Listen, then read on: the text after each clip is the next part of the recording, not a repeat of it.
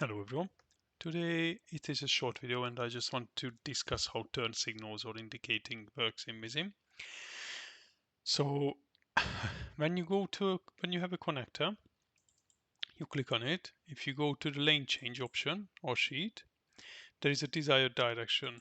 And what you select here tells basically cars the indication or how should they indicate and what kind of turn or what kind of connector it is.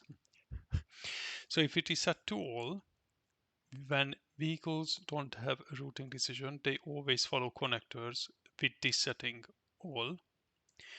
If it is set to none, and of course on all, they don't indicate. If it is set to none, they don't indicate, but without a routing choice or a routing decision, sorry, they will be removed from the network, and they will not access that connector.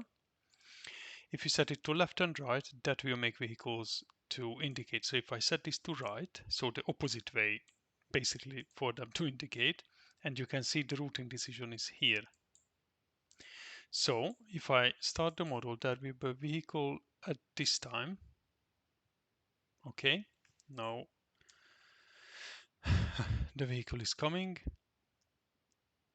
And you can see once the vehicle passes the routing decision, it will start indicating to the right because the routing decision takes them onto that one and it is set to right. The indicator is there.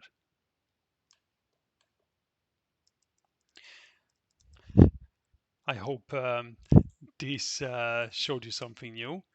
It is a very small and simple one, but you might need it at some point. So that's the way that this is what is it for. Thanks for watching.